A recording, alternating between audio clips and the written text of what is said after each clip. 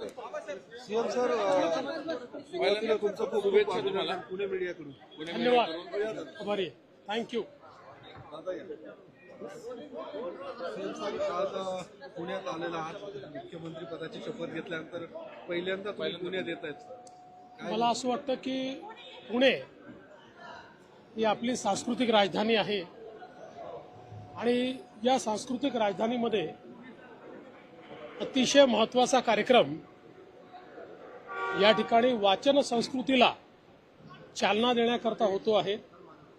मागील वर्षी देखील या कार्यक्रमाला मी आलो होतो आणि पुणेकरांनी या पुस्तकांच्या प्रदर्शनाला जो प्रचंड प्रतिसाद दिला होता तो खरोखर थक्क करणारा होता आणि म्हणूनच यावेळेस निमंत्रण मिळाल्यानंतर मी निर्णय घेतला की याला आलं पाहिजे आणि म्हणून मला असं वाटतं की सांस्कृतिक राजधानीत अशा प्रकारच्या कार्यक्रमाने सुरुवात होते ही खरोखर मला अतिशय आनंदाची गोष्ट. रिंग रोड सारखे प्रोजेक्ट तुमचे ड्रीम प्रोजेक्ट राहिलेले आहेत, तुम्ही नेहमी करू ते काहींचे उद्घाटन रखडली. पुण्याचा अजेंडा काय असणार तुमच्यासाठी सीएम? पुण्याचा अजेंडा हा आम्ही गेल्या 2.5 वर्षात सेट केलेला आहे. आता त्या अजेंड्याला गती देणं हे महत्वाचं आहे. ती गती आम्ही देऊ.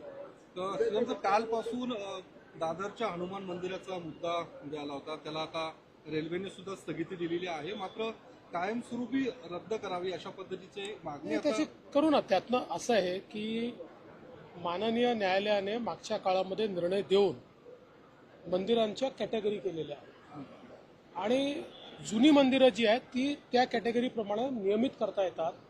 त्यामुळे रेल्वे प्रशासनाशी चर्चा करून त्या ठिकाणी आम्ही निश्चितपणे मार्ग काढू आणि त्यात जी काही नियमात आपल्याला तरतूद आहे त्यानुसार त्याचं नियमितीकरण करून घेऊ. हिंगोलीत काही फोटो समोर आले, त्याच्या चौकशीचे आदेश मी ऑलरेडी दिलेले आहेत. मंत्रिमंडळ विस्ताराचा उद्या होणार आहे. उद्या विस्तार होणार आहे. कार्यकर्त्यांची मागणी लवकरच तुम्हाला सगळी माहिती उद्या लवकरच विस्तार होणार आहे का?